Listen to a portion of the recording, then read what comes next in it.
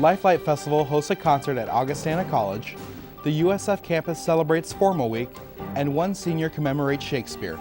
All this and more coming up next on College Week. There's the Charlton-Heston 10 Commandments God.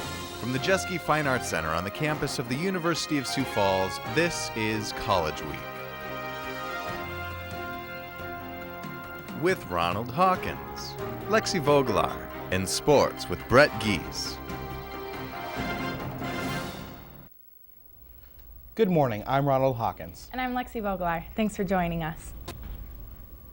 On April 13th, the people of South Dakota voted for their new city council members, school board members, and mayor. The Sioux Falls results stand as Rex Rolfing, James Entenman, Michelle Erpenbach, and Sue Aguilar received city council seats.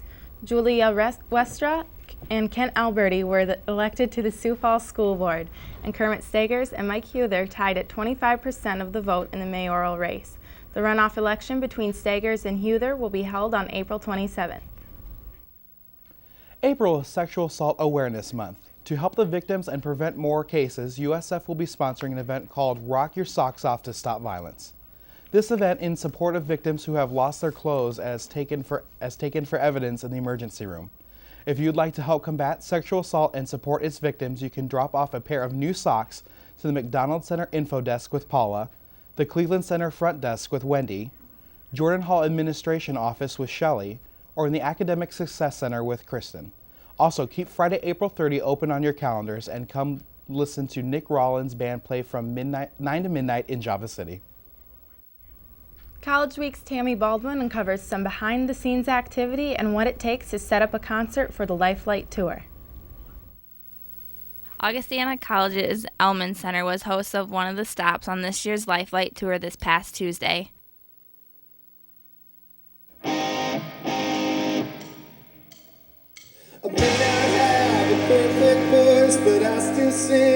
Lifelight Tour pastor David Decker says what it takes behind the scenes to put on a concert like this. Just show up a half an hour before and everything's good. No, there's months and months of work, from booking the bands to figuring out, what would go well on a tour, figuring out who has the time available, figuring out routing, figuring out vehicles and a venue to put the stuff in.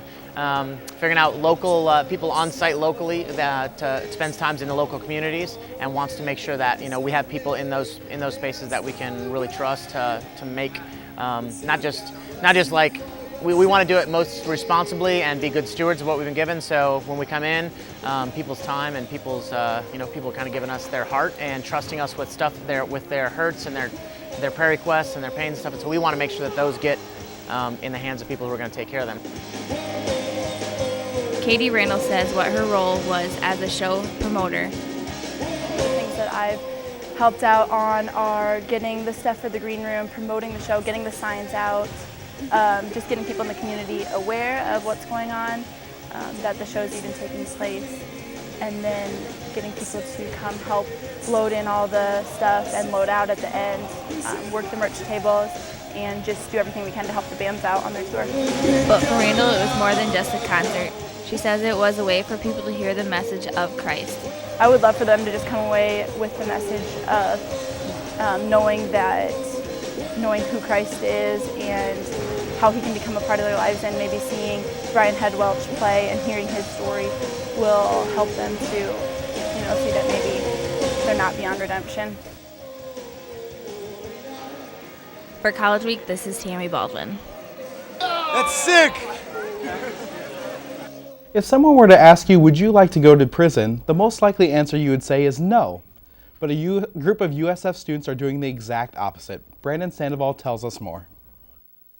Although most people generally try to avoid the state penitentiary, campus pastor Dennis Toome says why USF students should make it part of their Christian outreach. The way we do prison ministry here, it's really a ministry of presence. We've been allowed to bring in up to 15 students at a time to attend a worship service, and at the service they sit with the inmates, and then after the service they're allowed to visit with the inmates for a half hour to 45 minutes. Toome says that because of the many different denominations represented in the prison, students have multiple opportunities to attend a ministry service. This year we've gone in 5 times, And so sometimes some years, depending on the openings, because now there's several different prison congregations that welcome visitors. Every minister that serves up there now has to raise their own support, and so that pastor has his service on a certain night. So Thursday night is the Lutheran service, Friday night is the Reformed service, and in the other facility, in the Jameson unit, it's a Baptist service. So we've had our students attend services at all three places. Sophomore Caitlin Templin, who has attended 4 ministry services and is planning on going back for the 5th and final visit on Friday, May 7th, says what keeps drawing her back. Every time it's like a whole new experience, and there's always different people you can talk to, and it's just like the warmest welcome you'll ever have anywhere you go. And all these people have different stories, and it's really cool to worship God with them and just get to know them. For students, Toombs says the opportunity to attend a service is a learning experience on more than one level. It helps them to see what life is, a bit of what life is like, because they go right into the heart of the institution and they see the cell halls. They don't get to go down to the cell hall, but they get to look down the cell hall, see what it looks like. They get into the heart of the prison. They get to see that prisoners are human beings just like them. And from that, we hope that people will develop an interest in some other form of prison ministry in the future. For College Week, I'm Brandon Sandoval. Coming up after the break, we'll take a look into Spring Formal Week. Don't go away.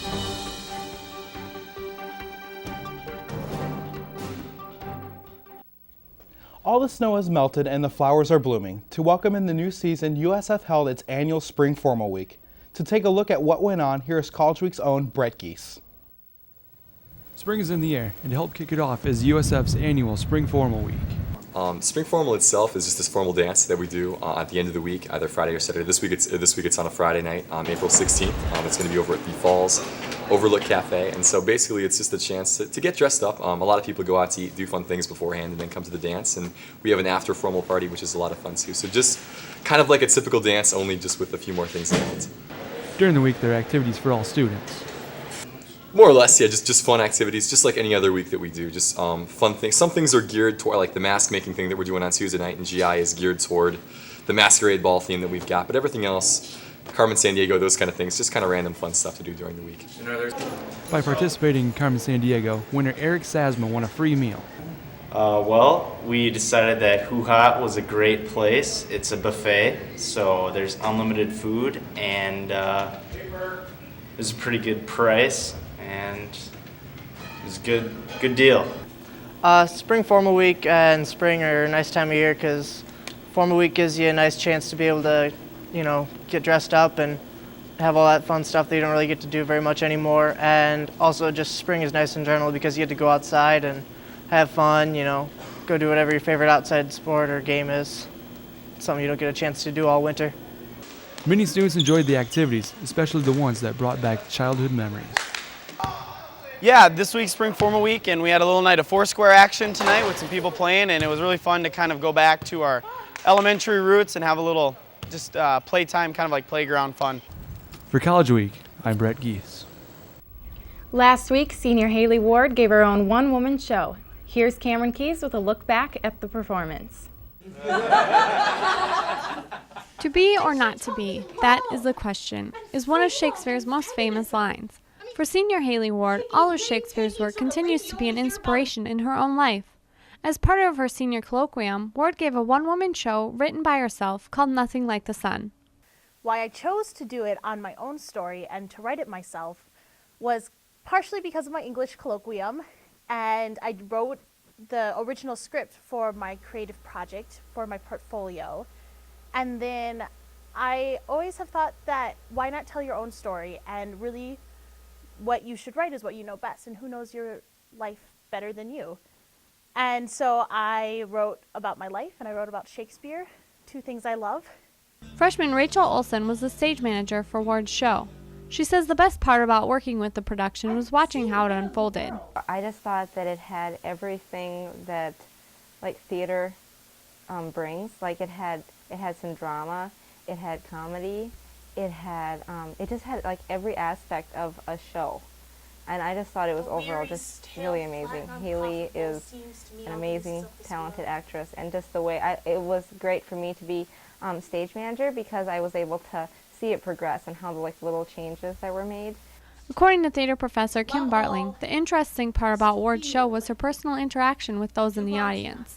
So this really was a dialogue that Haley created, that she had with her audience. And I think that that's what made it so successful, is that she understood that no, this isn't a monologue. It's not just really about me, but it's my story, and how can I make the story relevant to people my own age and people I don't know, and the audience, the whole audience itself. While the show was about Ward's life, Olson says it still had an impact on the audience in its own personal ways. I felt that it really had meaning, it had a message behind it, and it taught them something.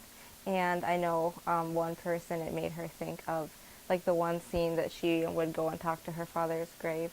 It made her think of her brother that passed away a few years ago, and how she goes and talks to her brother. And it would it brought about emotions, and a lot of people cried during it. A lot of people laughed. But I think overall, it just left them feeling it left them thinking about something and what they were doing with their lives. For College Week, The end. I'm Cameron Keys. Every Wednesday, USF students are invited to participate in Central Baptist Church Climb at 9. For more on the story, we turn to College Week's own Sarah Bettinger.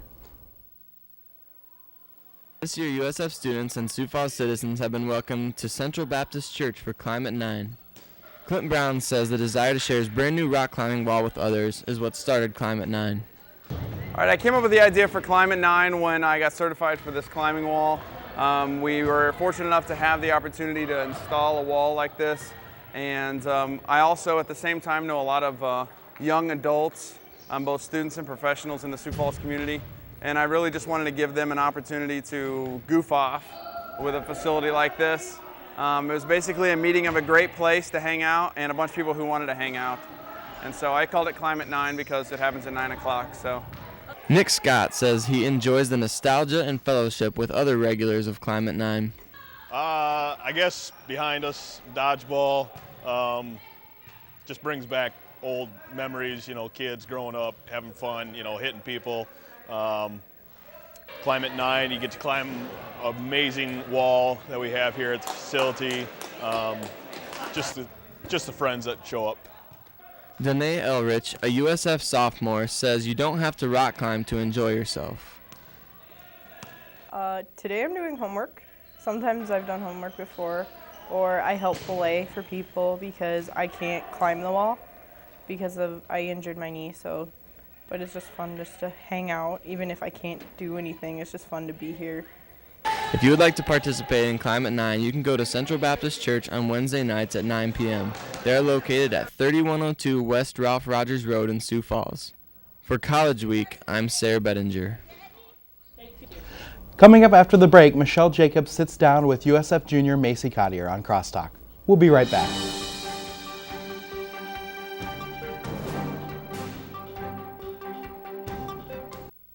Good morning and welcome to USF Crosstalk. This morning I'm here with Macy Cottier. How are you doing this morning? Good, thank you.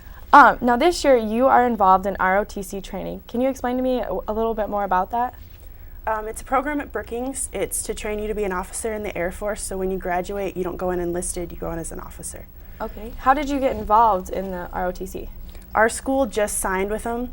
I was looking at going in enlisted, and then once I realized I could go in as an officer, you get paid a lot more, you get better benefits. You don't have to get yelled at by a drill sergeant. I thought it was a good plan, so I chose that route. So when do you go in to do training, like what days or? I have classes currently. I'm doubling up because I missed my freshman year. So I'm doing freshman, sophomore classes on Thursday and then lab. And then because I'm going to field training, I'm also doing training on Sundays and Saturdays as well. Okay, and is it hard to juggle everything? Like I know you're in track, is it hard with that and school and ROTC on top of that? It's pretty difficult right now because I have more training because I'm going to field training, but my coaches and my instructors are pretty lenient on that, so I can juggle it all together because I tend to miss some stuff because I'm doing so much. Okay. Why did you choose ROTC? I know that goes in the Air Force, but why did you choose to go this route instead of just going in unlisted? They help pay for my college, and so that's a really big help. And then no matter what, when I get out, I have a good job that's paid for. And again, I don't have to get yelled at by people above me. I get to help tell people what to do, be a leader instead of having to follow. So I like that route better. What do you look to get out of ROTC and all the training that you have to do? It'll be a really good experience. When I get out of the Air Force, a lot of people look for that in jobs because they know that you can follow directions and you can take instructions well. And so the training and the help for paying for college is a really big plus for it. All right, besides the training, do you have to go to boot camp or anything like that? This summer I have to go to boot camp for a month in Alabama and Mississippi, so it'll be really warm. And so the training right now for that is pretty intense, lots of workout, lots of memorizations, marching, getting ready for it. Do you have to give up anything while you're doing the training? Have you had to quit anything that you really enjoyed at school to be part of ROTC? I've had to redshirt track because of the training on Saturdays. I can't compete in track meets, and just choir and musicals because I'm spending a lot of time training right now, so a few things I've had to give up. How has this experience affected you so far? I think just the experience of getting to learn all this different kinds of training has been really helpful, kind of helped me mature a little bit because you can't exactly be late or anything concerning the military. You do what they tell you, and so I think that's been really helpful. Now, what's the next step after boot camp and all the training? What do you do after that? You'll go to officer training school, and then you'll get your job. I want to be a pilot, so I want to go to flight school, and that's in Texas. And then after that, depending on what plane you get, you go to that base, and they train you there on that plane. So. Okay, is this like a choice that you've been looking at for a while? Is it like a long-term choice too as well? Like, do you see yourself continuing on this path? I'm hoping to continue on in it because I really like to fly. If I get a pilot slot, I could stay in the Air Force and that would be a good deal, or I could get out. I want to fly helicopters, so I could fly for a hospital. So either way, the training helps if I stay in or not. Is this something that you would recommend for others that go to school here to do? I definitely would. I mean, you're going to be doing a job in the Air Force or out of it, and they're just going to help you pay for it. So I don't really see a downside to it. Has the payment, like the fund that they have given you, does that help a lot with school? Like, will it take a little bit off you for pressure-wise of paying? Yeah, it definitely does. It's a $9,000 scholarship, and they pay me each month, just a monthly stipend, so I'm not so stressed and have to work, so it's really helpful. That sounds good. How would somebody go about getting involved in ROTC? You could just talk to the school about it. They have people that can get and talk to Colonel Nielsen, who is in charge of our detachment at SDSU, and then you can just ride up with, there's several people from Sioux Falls that go up to Brookings each week for training, so. All right, well thank you, Macy. That wraps up another edition of USF Crosstalk. Stay tuned after the break for sports with Brett Geese.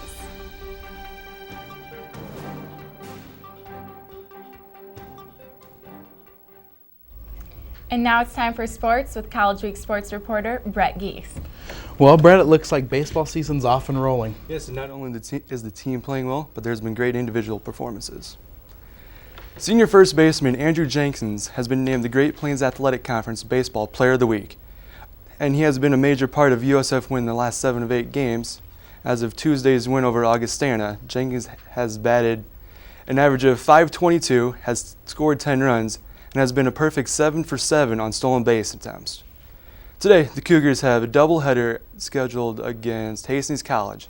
As of Thursday, the Cougars are 22-16 overall, but its record of 9-3 in the GPAC is good enough for second place. Hastings, on the other hand, is 11-21 overall and 4-8 in the GPAC. Today's games are in Sioux Falls, with the first one scheduled at 1 o'clock and the second one at 4 o'clock.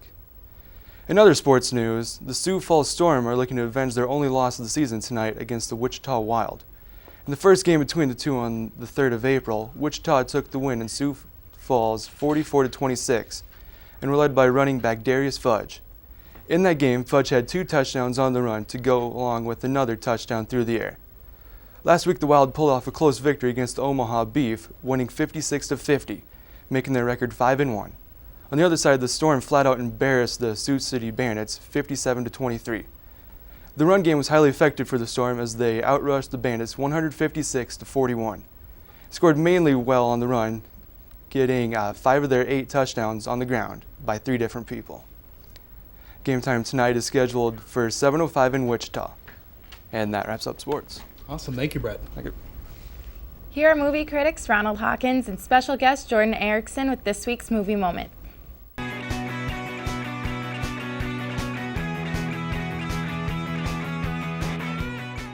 All right, top 3 Nicolas Cage movies, go. Raising Arizona. Hey. Oh, hello, and welcome to College Week Movie Moment. I'm Ronnie Hawkins. And I'm Jordan Erickson. And today we are reviewing Date Night. Starring Steve Carell and Tina Fey. And it's rated PG-13 for sexual and crude humor, some language, and violence. This movie focuses around the marriage of the Fosters, who are a New Jersey suburban couple who kind of find themselves in a little bit of a boring marriage. They kind of are trying to look to spice up their marriage after they learn of some close friends getting divorced, kind of not wanting the same thing to happen to them. Steve Carell's character promises to take his wife on a fancy date in New York City to kind of try and get the spice back in their relationship. Of course, they show up to this busy New York restaurant.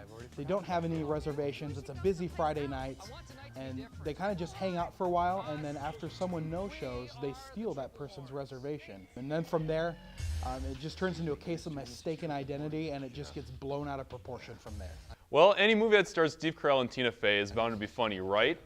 I was hoping so. I didn't think so after watching the trailer. I was a little disappointed, but once I actually got into the movie, there was some action, there was some intrigue, there was comedy, and the comedy ended up actually being pretty funny. There were a few kind of lame callbacks to previous jokes and stuff like that, and it was a little, trite at times, but overall, definitely surprised by it. The guest stars were also really funny. James Franco, Mila Kunis, Mark Wahlberg, everyone that had a little bit part was just hilarious, and those really added to the movie a lot. So I really enjoyed it. They had a great mix of action, comedy, drama. The dramatic parts actually probably brought the movie up a little bit. So Ronnie, what do you think? I'm going to agree with you in a little bit. Basically, the movie was 2 parts for me. There was the comedy part and the dramatic part. Mm-hmm. The comedy part, just with like Tina Fey and Steve Carell, The Office, Saturday Night Live, 30 Rock, kind of like a big names there. And I was a little let down by the comedy part. Yeah, the script wasn't like awesome, right? Yeah, they kind of came off like they went for a little bit of easy jokes sometimes. There was a couple kind of corny comic relief moments as well. But the second part, the dramatic like action part, like I was pleasantly surprised by. Like that's what kept you in the movie. Like it was better than just the comedy callbacks and stuff. Yeah, like exactly. So a little bit disappointed by the comedy part, and then really like pleasantly surprised by the action part. So I thought overall it was a good movie. I was expecting more of a comedy, and we got more of an action, I think, which was kind of... Yeah, it was just a mix of both, and that kind of together is what really brought it up. Yeah, exactly. So what were you thinking as far as verdict? What's the... Man, I think I'm going to have to give it 4 stars. 4 stars? Like, it was just genuinely surprising. Like, I was really enjoying it the whole time. So yeah, very nice. I'd give it 4 stars. 4 stars? I think I'll kind of give you the same rating. I'll go 3.5 out of 5 stars, but for a little bit different reasons. Fair. But yeah, like I said, not something like I guess I would recommend seeing in the theater unless like you're a big Steve Carell or Tina Fey fan. Maybe cheap seats, possibly. It might be a movie that I might think about getting when it comes out on video, but I guess we'll kind of see. Yeah, exactly. All right, well, back to you guys in the studio. And that wraps up another edition of USF College Week. I'm Lexi Voglar. And I'm Ronald Hawkins. Have a great day.